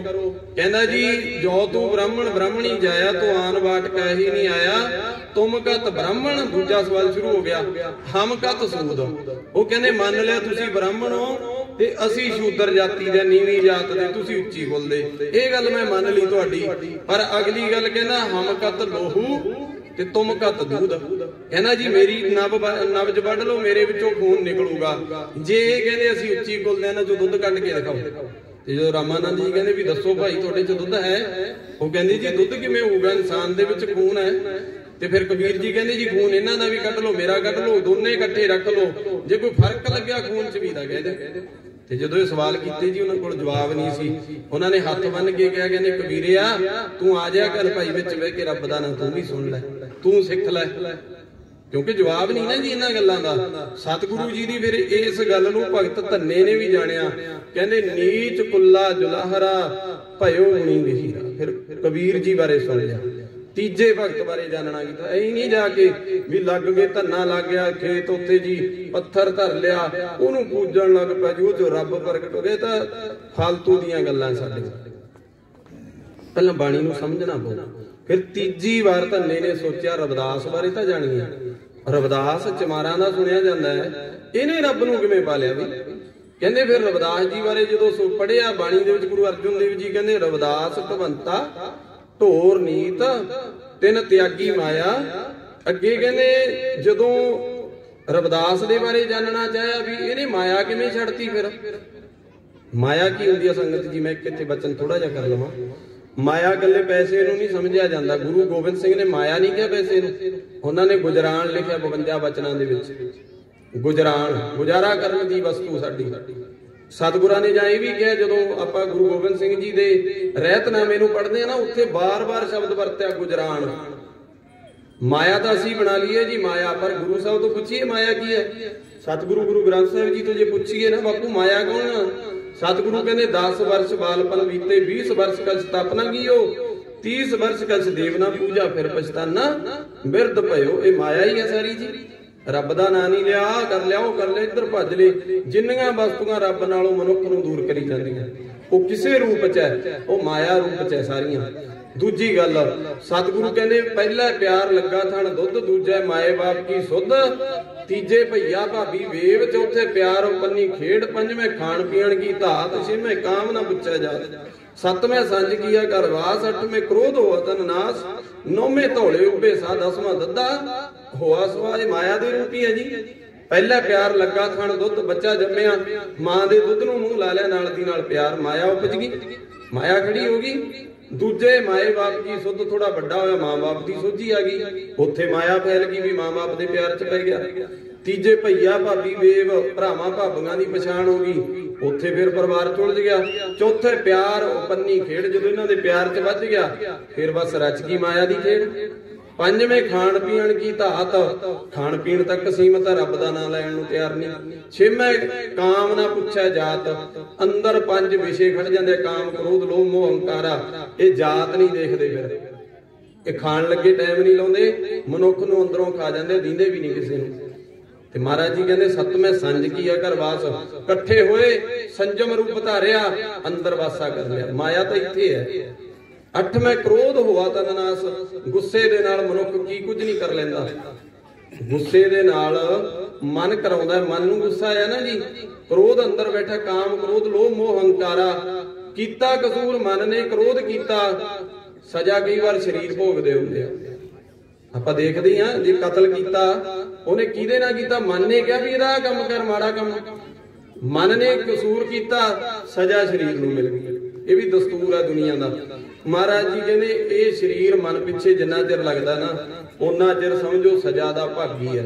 ਜਿੱਦੇ ਮਨ ਨੂੰ ਸਰੀਰ ਦੇ ਪਿੱਛੇ ਲਾਉਣਾ ਛੱਡ ਦਿੱਤਾ, ਜਾਂ ਸਰੀਰ ਨੂੰ ਮਨ ਪਿੱਛੇ ਗੁਰੂ ਪਿੱਛੇ ਲਾ ਲਿਆ, ਇਸੇ ਮਨ ਨੂੰ ਉਦਾਂ ਹੀ ਜੀਵਨ ਬਦਲ ਜਾਂਦਾ ਹੈ। ਇਸੇ ਤਰ੍ਹਾਂ ਫਿਰ ਕਹਿੰਦੇ ਜਦੋਂ ਰਵਿਦਾਸ ਜੀ ਦੇ ਬਾਰੇ ਜਾਣਨਾ ਚਾਹਿਆ, ਤੇ ਰਵਿਦਾਸ ਭਵੰਤਾ ਢੋਰ ਨੀਤ ਤਿੰਨ ਤਿਆਗੀ ਮਾਇਆ। ਕਹਿੰਦੇ ਜਦੋਂ ਪ੍ਰਗਟ ਹੋਆ ਸਾਧ ਸੰਗ ਹਰ ਦਰਸ਼ਨ ਪਾਇਆ, ਜਦੋਂ ਸਾਧ ਸੰਗਤ ਦੇ ਵਿੱਚ ਪ੍ਰਗਟ ਹੋ ਗਿਆ ਨਾ ਪਰਮਾਤਮਾ ਦੁਨੀਆ ਦੇ ਵਿੱਚ ਹੀ, ਤੇ ਫਿਰ ਕਹਿੰਦੇ ਦਰਸ਼ਨ ਹੋਣ ਲੱਗ ਪਏ ਰਵਿਦਾਸ ਨੂੰ ਪਰਮਾਤਮਾ ਦੇ ਦੁਨੀਆ ਚ ਹੀ। ਪ੍ਰਗਟ ਹੋਆ ਸਾਧ ਸੰਗ ਹਰ ਦਰਸ਼ਨ ਪਾਇਆ, ਹਰੀ ਪਰਮਾਤਮਾ ਦੇ ਦਰਸ਼ਨ ਕੀਤੇ। ਮੈਂ ਥੋੜੀ ਜਿਹੀ ਵਾਰਤਾ ਇਹਨਾਂ ਦੇ ਜੀਵਨ ਚੋਂ ਵੀ ਲੈ ਲਵਾਂ, ਮੇਰੇ ਕੋਲ ਮਿੰਟ 10-15 ਹੀ ਆ, ਜ਼ਿਆਦਾ ਨਹੀਂ ਲੈਣੇ। ਕਹਿੰਦੇ ਜਦੋਂ ਪਾਤਸ਼ਾਹ ਜੀ ਦੇ प्यारे भगत रविदास जी के बारे धन्ने ने जानना चाहा। कहते रविदास नाल लोगों ने इदां कीती सी जी। रविदास नूं बनारस के लोग कहते बनारस च ही इन्हां दा जन्म होया सी। रविदास जी का भी कबीर जी का भी बनारस च ही। ते कहते फिर जदों कबीर साहब जी के नेड़े रहन वाले भगत रविदास जी कह दईए जां बनारस च रहन वाले, ते रविदास नूं लोग कहते भी तू देवी देवतियां नूं नहीं ध्या सकदा। ज्यादातर रविदास जी भगवान कृष्ण नूं ध्याउंदे हुंदे सी, क्योंकि उन्होंने बाणी चों मिलता है माधवे। माधवे शब्द माधो लई वरतिया जाता है ते माधो कृष्ण नूं कहा जाता सी। वो कृष्ण जी की बंदगी करते सी उस समय, ते भगवान कृष्ण नूं आराधदे सी, ध्याउंदे सी।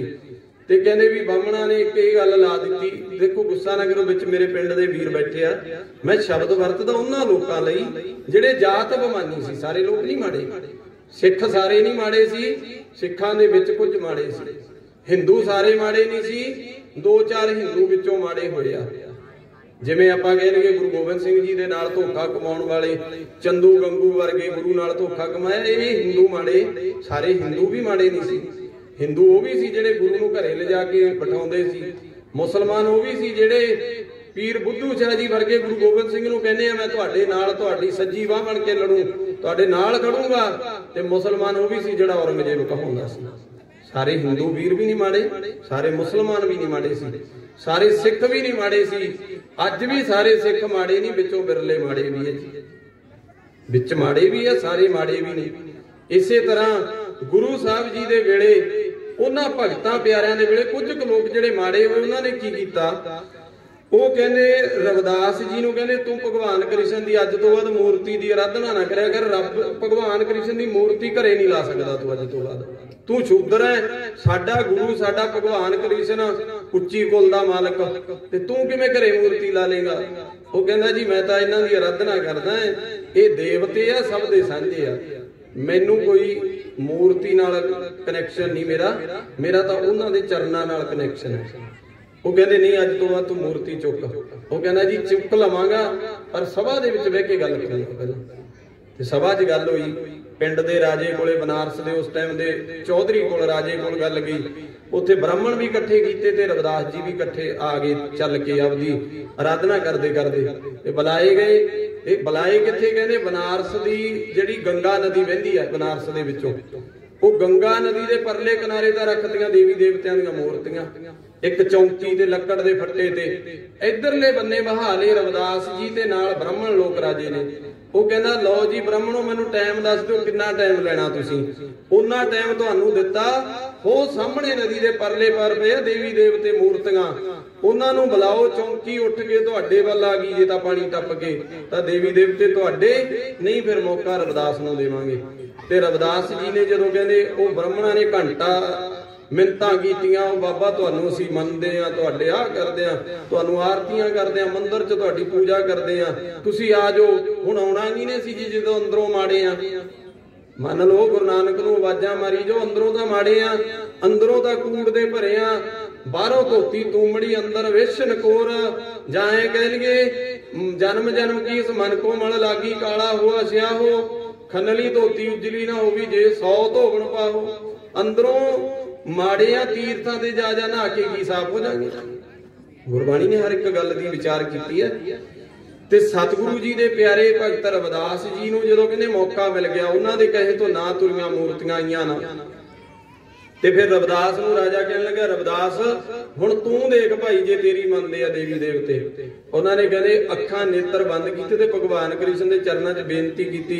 कहंदे हे माधो अज तेरे प्यारे दा परचा पै गया दुनिया दे अंदर भरी सभा दे विच, ते अज लाज रख ली। जे अज तू ना आया मेरे कोल तां अज मैनू लाज नहीं लगनी, तेरे नाम नू लाज लग जू दुनिया दे विच। मैनू किसी ने नहीं कहना, तैनू लोग कहणगे कित्थे है तेरा भगवान कृष्ण।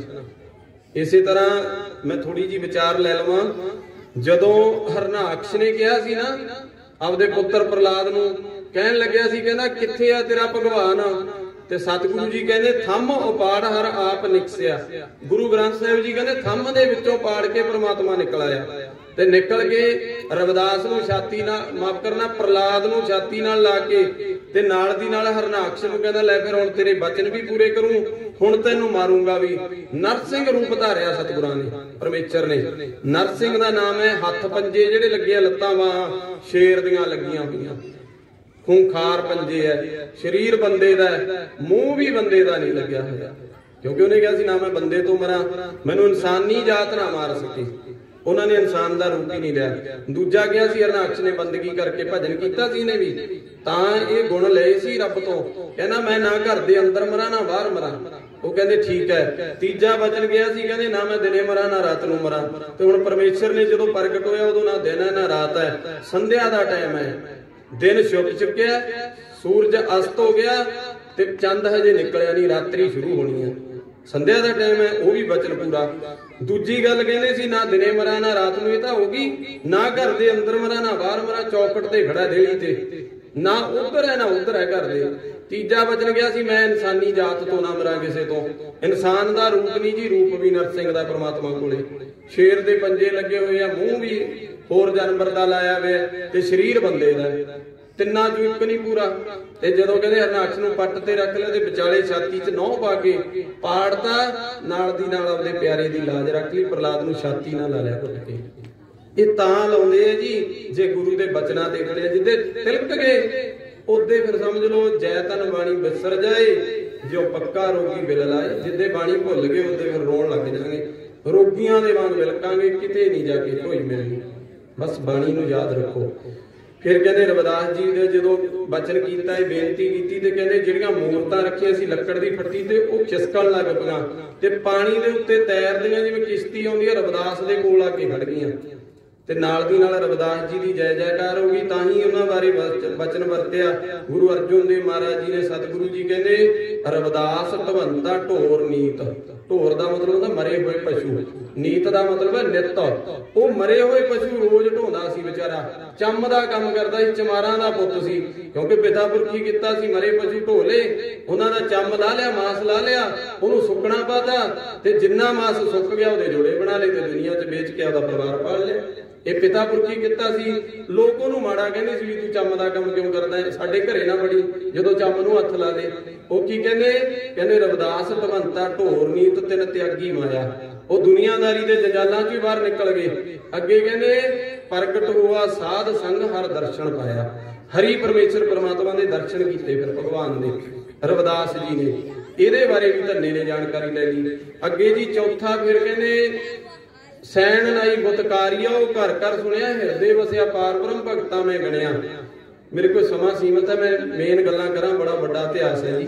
कहंदे फिर इन्हां ने सैन नाई बुतकारिया जी बारे, राजे जिन्हों राजे सिख कहा जाता, वैसे बाणी ने तो सारिਆਂ ਦੇ ਨਾਂ सिद्धे ले आ, अज आपां बदली जाने जी, वो रविदासीए सिख, वो जी राजे सिख, पता किसी नूं नहीं भी क्यों कहा जाता। एक वीर नूं मैं थोड़े जे दिन हो गए, मैं कहा वीर तैनूं मजहबी सिख कहंदे क्यों कहंदे, मैनूं थोड़ा जिहा दस्सी कर, क्योंकि स्टेजां ते जाण दा मौका मिलदा है, बोलना पैंदा है, ते कल नूं मजहबी सिख दा इतिहास सुणाउणा पे की सुणावांगे भी मजहब किवें बणिया, मजहबी किवें बन गया।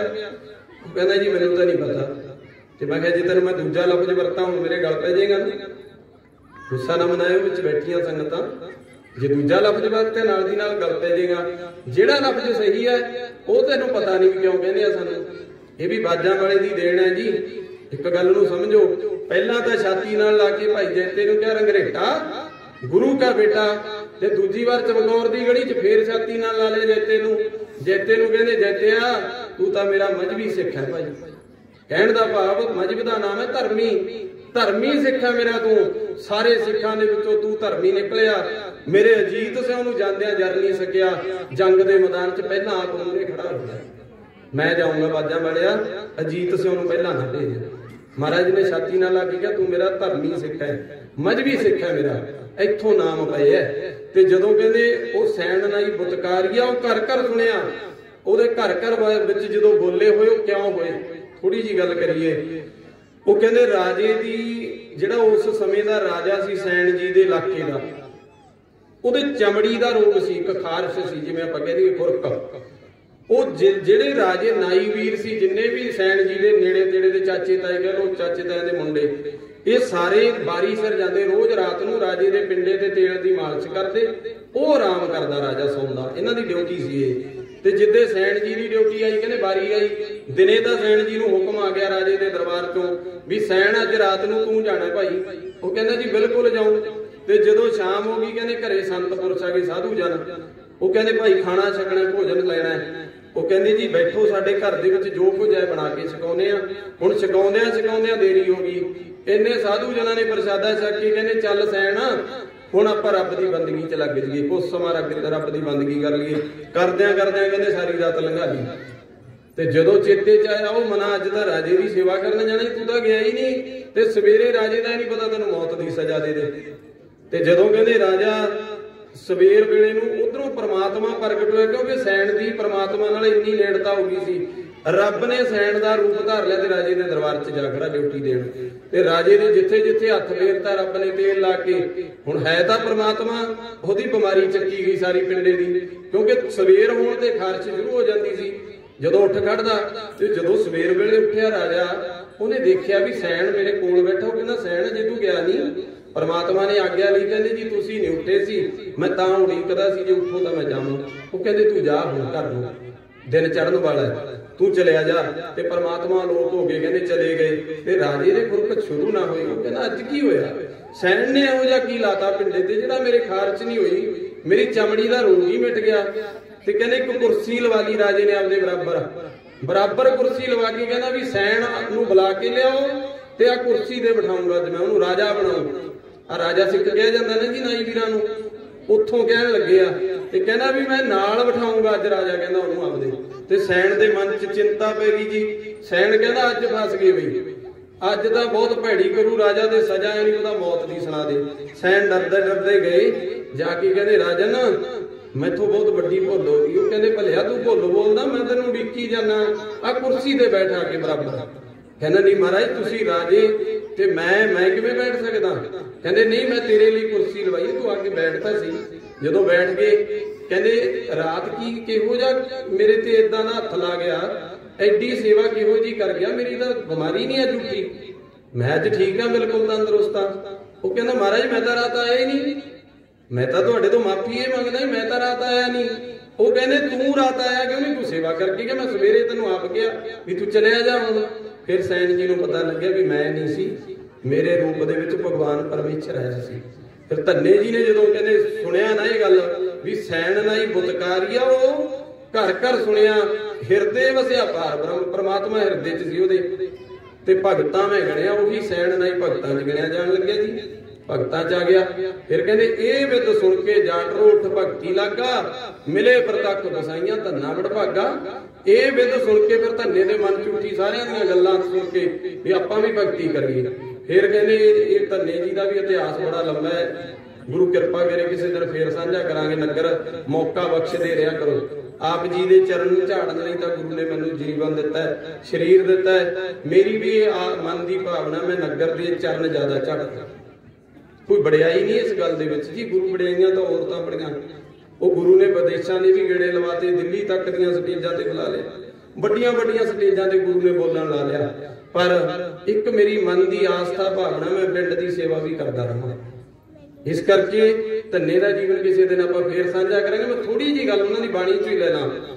ਜਦੋਂ ਕਹਿੰਦੇ ਧੰਨਾ ਪਰਮੇਸ਼ਰ ਦੇ ਪਿਆਰ ਵਾਲਾ ਬਣ ਗਿਆ ਨਾ, ਤੇ ਪਰਮੇਸ਼ਰ ਸਾਹਮਣੇ ਖੜ ਗਿਆ ਧੰਨੇ ਦੇ ਆ ਕੇ। ਤੇ ਧੰਨੇ ਨੇ ਫਿਰ ਕਹਿੰਦੇ ਪਰਮੇਸ਼ਰ ਨੂੰ ਕਿਹਾ, ਗੋਪਾਲ ਤੇਰਾ ਆਰਤਾ ਜੋ ਜਨ ਤੁਮਰੀ ਭਗਤ ਕਰਨ ਤੇ ਤਿਨਕੇ ਕਾਜ ਸਵਾਰਤਾ। ਜੇ ਆਰਤੇ ਦੇ ਅਰਥ ਕਰੀਏ ਨਾ ਜੀ ਇੱਥੇ, ਚਲੋ ਦੁਨਿਆਵੀ ਤੌਰ ਤੇ ਲੈ ਲੈਂਦੇ ਆ, ਦੋ ਤਰ੍ਹਾਂ ਦੇ ਅਰਥ ਬਣਦੇ ਆ ਬਾਣੀ ਦੇ ਹਰੇਕ ਥਾਂ ਤੋਂ, ਹਰੇਕ ਪੱਖ ਤੋਂ। ਇੱਕ ਅਧਿਆਤਮਿਕ ਤੌਰ ਤੇ, ਇੱਕ ਦੁਨਿਆਵੀ ਤੌਰ ਤੇ ਅਰਥ।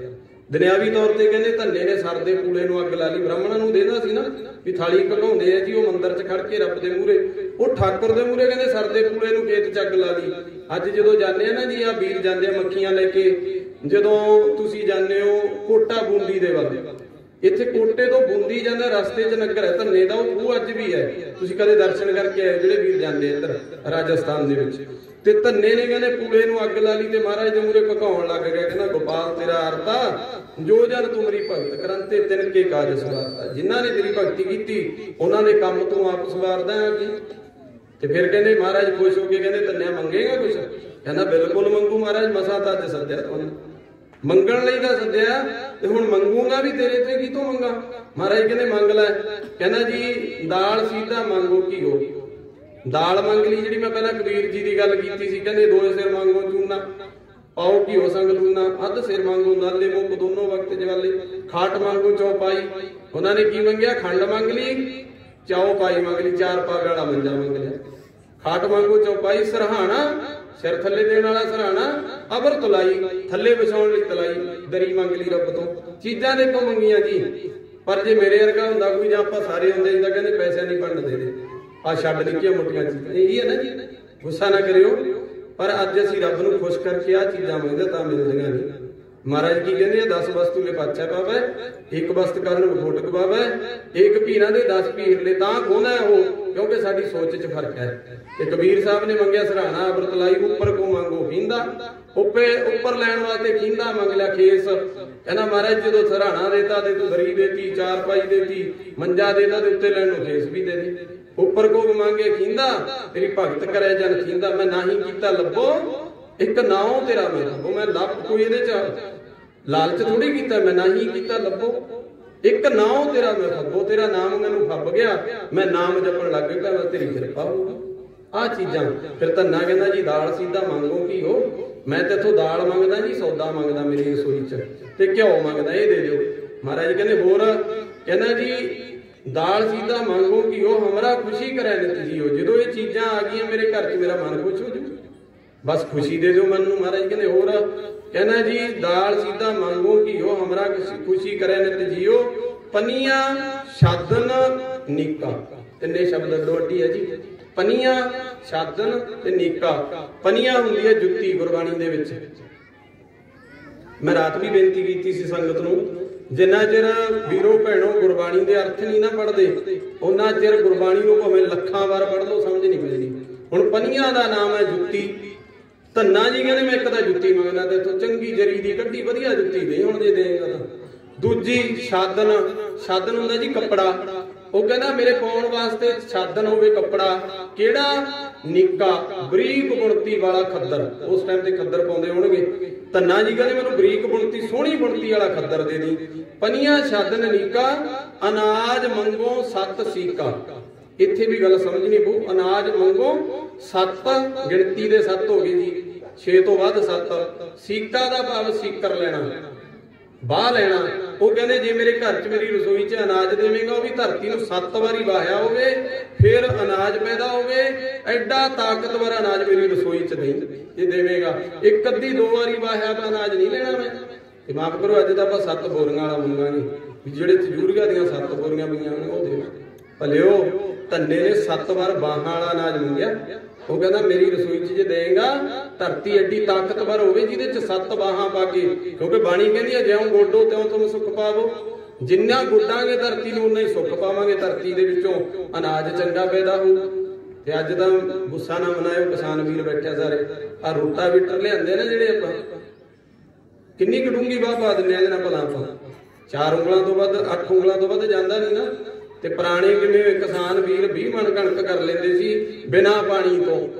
20 ਮਣੇ ਦੀ ਕਣਕ ਕਰ ਲੈਂਦੇ ਸੀ ਆਪਣੇ ਦਾਦੇ ਪੜਦਾਦੇ ਬਿਨਾਂ ਪਾਣੀ ਤੋਂ, ਮੀਂਹਾਂ ਦੇ ਸਿਰ ਤੇ। ਉਹ ਕੀ ਕਰਦੇ ਸੀ? 6 ਮਹੀਨੇ ਵਾਹੀ ਪਾਈ ਜਾਂਦੇ ਸੀ ਧਰਤੀ ਨੂੰ। ਤੇ ਧਰਤੀ ਦੇ ਜਿੰਨਾ ਉੱਪਰ ਵਾਹ ਪਾਵਾਂਗੇ ਉਹਨਾਂ ਅਨਾਜ ਤਾਕਤਵਰ ਹੋਊ, ਉਹਨਾਂ ਬਿਨਾਂ ਬਿਮਾਰੀਆਂ ਤੋਂ ਅਨਾਜ ਹੋਊ। ਬਿਮਾਰੀ ਨਹੀਂ ਹੋਊ ਉਸ ਅਨਾਜ ਦੇ ਵਿੱਚ ਜਿੰਨਾ ਧਰਤੀ ਦੀ ਛਾਤੀ ਚੁੱਗ ਰਿਹਾ ਹੋਊਗਾ। ਤੇ ਅੱਜ ਤਾਂ ਆਪਾਂ ਬਿਮਾਰੀਆਂ ਘਰ ਘਰ ਨਾ ਭੈਣੋ ਬੈਠੇ ਹੋ। ਮੈਂ ਆਪਦੇ ਘਰ ਦੀ ਗੱਲ ਕਰਾਂ, ਆਪਾਂ ਵੀ ਰੋਜ਼ ਬਠਿੰਡੇ ਮੰਡੀ ਤੁਰੇ ਫਿਰਦੇ ਆ ਜੀ, ਆਹ ਦੇ ਦਿਓ, ਇਹਦਾ ਆਹ ਦੁਖਦਾ ਜੀ, ਮੇਰਾ ਆਹ ਦੁਖਦਾ। ਉਹ ਕਿਉਂ ਹੈ? ਸਾਡੇ ਖਾਣ ਪੀਣ ਦੇ ਵਿੱਚ ਫਰਕ ਹੈ, ਅਨਾਜ ਦੇ ਵਿੱਚ ਉਗਾਉਣ 'ਚ ਹੀ ਫਰਕ ਹੈ।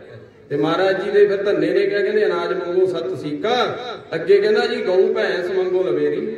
ਜਿਹੜੀ ਇੱਕ ਗਾਂ ਸੀ ਉਹ ਤਾਂ ਤਰਲੋਚਨ ਬਮਨ ਨੇ ਲੈ ਲਈ ਸੀ ਬੱਟੇ ਦੇ ਵਿੱਚ। ਕਹਿੰਦਾ ਜੀ ਮੈਨੂੰ ਆ ਤੈਨੂੰ ਮੈਂ ਚੁੱਕ ਕੇ ਇੱਕ ਬੱਟਾ ਜਿਹਾ ਦੇਤਾ, ਚੱਕੀ ਦਾ ਪੱਥਰ ਪੁੜ ਕਹਿ ਦਿੰਦੇ ਆ ਵੈਸੇ ਉਹਨੂੰ।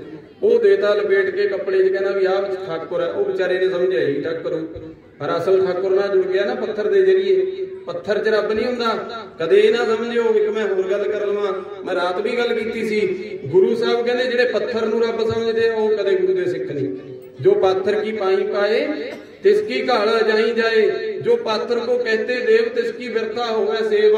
दुबदा ना पड़ो हर बिन होर ना पूजो, ਮੜਾ ਮਸਾਣ ਨਾ ਜਾਈ। ਹੁਣ ਮੜੀਆਂ ਵੀ ਪੱਥਰਾਂ ਦੀਆਂ ਬਣਦੀਆਂ ਜੀ, ਮੂਰਤਾਂ ਵੀ ਪੱਥਰਾਂ ਦੀਆਂ ਬਣਦੀਆਂ, ਫੋਟੋਆਂ ਵੀ ਸਮਝ ਲਓ ਉਹ ਲੀਕੀਆਂ ਹੀ ਹੁੰਦੀਆਂ। ਉਹ ਮੇਰੇ ਵਰਗੇ ਕਿਸੇ ਚਿੱਤਰਕਾਰ ਨੇ ਬਣਾਈਆਂ ਤੇ ਮਾਫ ਕਰੋ, ਸਾਡੇ ਵਰਗੇ ਉੱਥੇ ਫੋਟੋਆਂ ਨੂੰ ਮੱਥਾ ਟੇਕੀ ਜਾਂਦੇ ਹੁੰਦੇ ਆ, ਪੱਥਰਾਂ ਨੂੰ ਮੱਥਾ। ਗੁਰੂ ਸਾਹਿਬ ਕਹਿੰਦੇ ਉਹ ਦਾ ਸਿੱਖ ਨਹੀਂ ਜਿਹੜਾ ਇਹ ਕੁਝ ਕਰਦਾ। ਅਗਲੀ ਗੱਲ ਫਿਰ ਕਹਿੰਦੇ ਉਹਨੇ ਉੱਥੋਂ ਪਰਮੇਸ਼ਰ ਦੀ ਬੰਦਗੀ ਕੀਤੀ, ਪਰ ਪੱਥਰ ਨੂੰ ਸਮਝਦਾ ਰਿਹਾ, ਧਰਦਾ ਰਿਹਾ ਚੀਜ਼ਾਂ ਉਹਦੇ ਮੂਹਰੇ ਲਿਆ ਕੇ ਵੀ ਚੱਲ ਰੱਬ ਇਹ ਜਿਹੀ ਹੋਊਗੀ। ਪਰ ਜਿੱਦੇ ਪ੍ਰਗਟ ਹੋ ਗਿਆ ਕਹਿੰਦਾ ਜੀ ਅਨਾਜ ਮੰਗੋ ਸੱਤ ਸੀਕਾ, ਗੋ ਭੈਂਸ ਮੰਗੋ ਲਵੇਰੀ। ਜਿਹੜੀ ਇੱਕ ਗਾਂ ਸੀ ਉਹਦਾ ਪੱਤਰ ਲੈਣ ਦੇ ਬਦਲੇ ਦੇਤੀ। ਕਹਿੰਦਾ ਜੀ ਹੁਣ ਗਾਂ ਜਾਂ ਮੱਝ ਵੀ ਦੇ ਦਿਓ, ਲਵੇਰੀ ਘਰ ਚ ਦੁੱਧ ਕਾਹਦਾ ਪੀਊ। ਮਹਾਰਾਜ ਕਹਿੰਦੇ ਉਹ ਵੀ ਦੇ ਦਿਆਂਗੇ। ਹੋਰ ਕਹਿੰਦਾ ਜੀ ਇੱਕ ਤਾਜਨ ਤੁਰੀ ਚੰਗੇਰੀ, ਤਾਜਨ ਨਾਮ ਘੋੜੀ ਦਾ ਜੀ। ਉਸ ਟਾਈਮ ਤੇ ਆਵਾਜਾਈ ਦਾ ਸਾਧਨ ਸੀ, ਧੰਨੇ ਨੇ ਛੱਡਿਆ ਕੁਝ ਵੀ ਨਹੀਂ, ਪਰ ਮੰਗੀਆਂ ਨਿੱਕੀਆਂ ਨਿੱਕੀਆਂ ਚੀਜ਼ਾਂ ਆਪਦੇ ਵੱਲੋਂ। ਕਹਿੰਦਾ ਜੀ ਇੱਕ ਤਾਜਨ ਤੁਰੀ ਚੰਗੇਰੀ, ਚੰਗੀ ਤੋਰ ਤੁਰਨ ਵਾਲੀ ਘੋੜੀ ਮੇਰੇ ਥੱਲੇ ਹੋਵੇ ਮਹਾਰਾਜ। ਜਦੋਂ ਮੈਂ ਨਗਰ ਦਾ ਗੇੜਾ ਲਾਵਾਂ, ਖੇਤਾਂ ਦੇ ਵਿੱਚ ਜਾਵਾਂ, ਲੋਕ ਇਹ ਨਾ ਕਹਿਣ ਵੀ ਤੁਰਿਆ ਫਿਰਦਾ ਰੱਬ ਦਾ ਭਗਤ, ਤੁਰ ਕੇ ਗੇੜਾ ਲਾਉਂਦਾ। ਜਦੋਂ ਮੈਂ ਘੋੜੀ ਤੇ ਜਿਹੜਾ ਚੰਗੀ ਜੁੱਤੀ ਪਾਈ ਹੋਵੇ ਪੈਰਾਂ ਦੇ ਵਿੱਚ, ਚੰਗਾ ਕੱਪੜਾ ਪਾਇਆ ਹੋਵੇ ਸਰੀਰ ਤੇ, ਲੋਕ ਕਹਿਣ ਰੱਬ ਦਾ ਭਗਤ ਜਾਂਦਾ। ਤੇ ਜਦੋਂ ਇਹ ਬਚਨ ਕੀਤਾ ਨਾ ਜੀ, ਕਹਿੰਦਾ ਜੀ ਇੱਕ ਤਾਜਨ ਤੁਰੀ ਚੰਗੇਰੀ, ਮਹਾਰਾਜ ਕਹਿੰਦੇ ਇਹ ਵੀ ਦੇ ਦਿਆਂਗੇ। ਹੋਰ ਕਹਿੰਦਾ ਜੀ ਘਰ ਕੀ ਗੀਹਣ ਚੰਗੀ। ਅੱਗੇ ਫਿਰ ਹੋਰ ਕੀ ਮੰਗ ਲਿਆ? ਗੀਹਣ ਨਾਮ ਹੁੰਦਾ ਇਸਤਰੀ ਦਾ ਜੀ।